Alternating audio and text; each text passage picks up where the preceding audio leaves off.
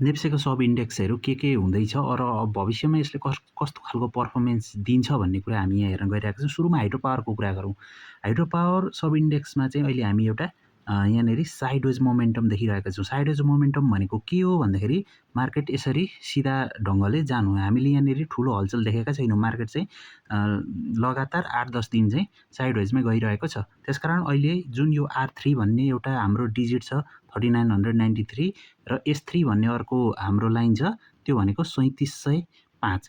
यो बिचमा जबसम्म मार्केट रहन्छ हामी यसलाई चाहिँ साइडवेज मार्केट नै हामीले यहाँ लिन सक्छौँ। यहाँ कुनै ठुलो मोमेन्टम क्रिएट भएको छैन। यहाँ अपवर्ड मोमेन्टम पनि छैन, डाउनवर्ड मोमेन्टम पनि छैन।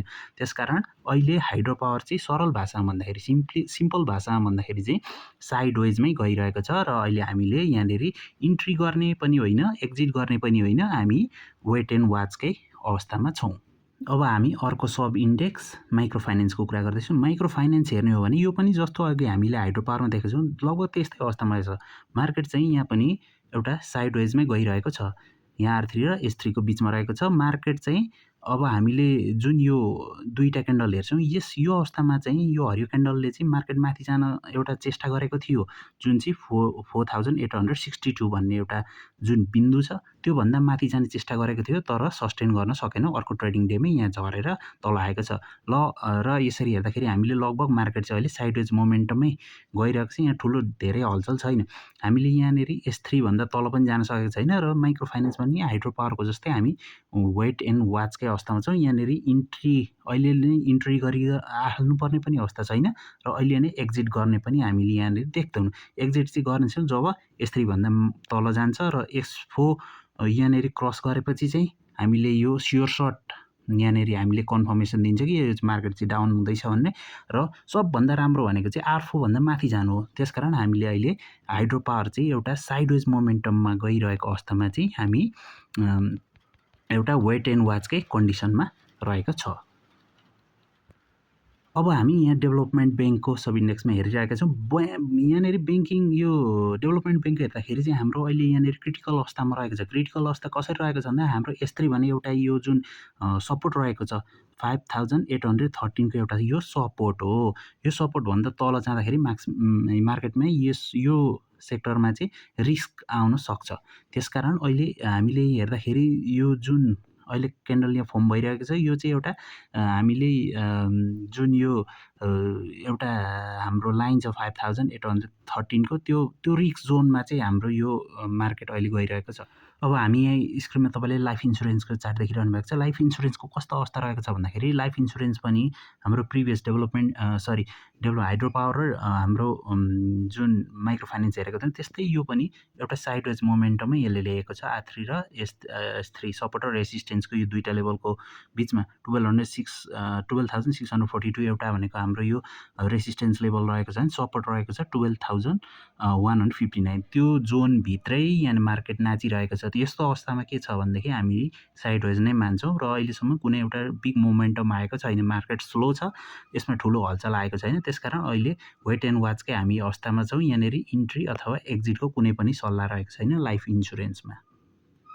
अब हामी नन लाइफ इन्सुरेन्स यो सेक्टर पनि हेरौँ। नन लाइफ इन्सुरेन्सको पनि हामीले प्रिभियस लाइफ इन्सुरेन्सको जस्तै कुनै पनि ठुलो यहाँनिर हलचल छैन। R3 र S3 कै बिचमा मार्केट रहेको छ। त्यसकारण अहिले मार्केट चाहिँ एउटा साइडवेज मोमेन्टममै गइरहेको छ। यसमा ठुलो कुनै परिवर्तन आएको छैन हामीले तल र माथि हेर्दाखेरि। त्यसकारण अहिले वेट एन्ड वाचकै अवस्थामा रहेको छ। हामीले कुनै पनि मार्केट यो जुन सेक्टर अन्तर्गतको हामीले कम्पनीहरूमा अलि लगानी गरिहाल्नुपर्छ भन्ने अवस्था चाहिँ हामी देख्दैनौँ, किनभने यहाँनिर मार्केट साइडवेजमै गइरहेको छ र विगतको 8-10 दिन यो साइडवेजमै यसले बिताइरहेको छ। र R3 र S3 बाट कुनै पनि एउटा सङ्केत दिएमा चाहिँ त्यस पछाडि मार्केटमा हामी इन्ट्री अथवा एक्जिट दुईवटा कन्डिसन आउन सक्छ।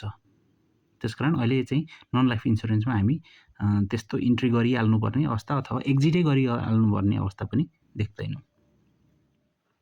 अब हामी फाइनेन्स सेक्टरको कुरा गरौँ। फाइनेन्स सेक्टर हेर्दाखेरि पनि हामी प्रिभियस जस्तै हामी यो साइडवेजमै गइरहेको छ। मार्केटमा ठुलो त्यस्तो हलचल कुनै आएको छैन। हाम्रो 4-5 दिन अगाडि जुन यो एउटा बढोत्तरी हामीले मोमेन्टम क्रिएट भए जस्तो देखेका थियौँ, अपर मोमेन्टम क्रिएट भए जस्तो गरेका थियौँ, त्यो सस्टेन हुन सकेन र अर्को दिन ट्रेडिङ डेमै त्यो तल खस्न सक्यो। R3 हाम्रो 2416 को एउटा जुन यो लाइन छ, बिन्दु छ,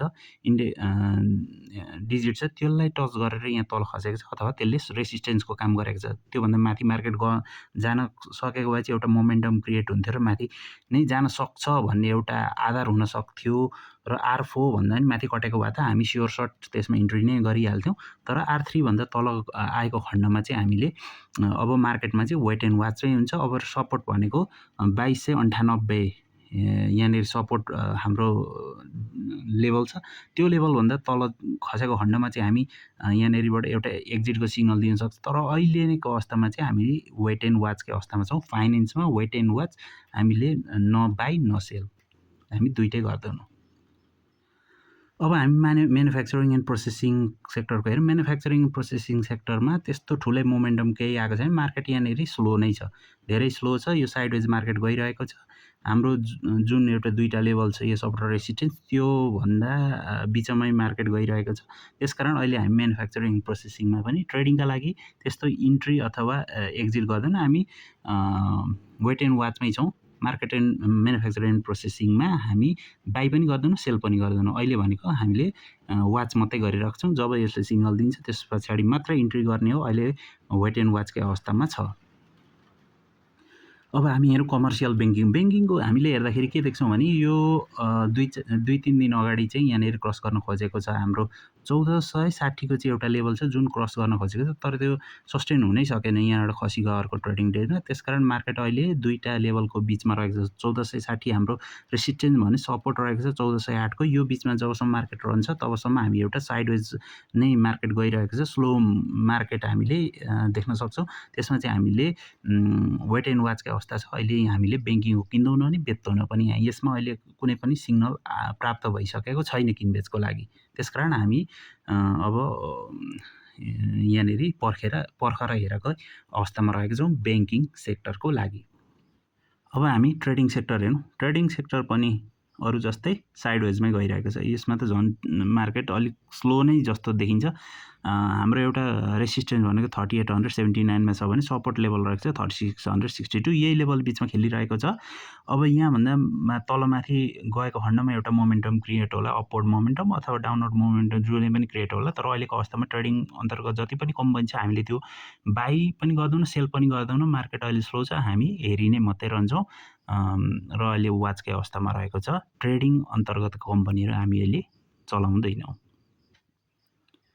अब हामी अन्त्यमा नेप्सेको समग्र यहाँ इन्डेक्सलाई लिएर एनालाइसिस गरौँ।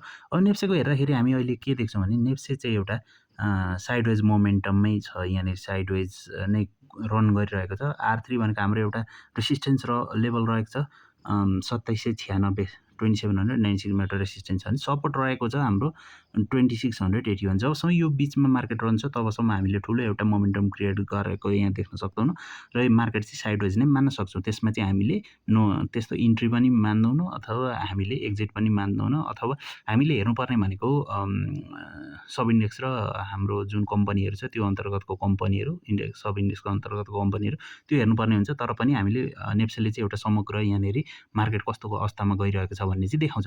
त्यसकारण अहिले हामीले हेर्दाखेरि मार्केट नेप्सेका आधारमा हेर्दाखेरि अब नेप्सेमा केही बेच्दा हुँदैन, तैपनि यहाँ त्यसले समग्र मार्केट चाहिँ रिफ्लेक्ट गर्ने हुँदाखेरि हामीले अहिले के भन्न सक्छौँ भने मार्केट चाहिँ अहिले नेप्सेको समग्र मार्केट चाहिँ अहिले साइडवेजमै गइरहेको छ। हामीलाई ठुलो एउटा मोमेन्टम क्रिएट भएको भन्ने चाहिँ सङ्केत अहिलेसम्म प्राप्त भएको छैन।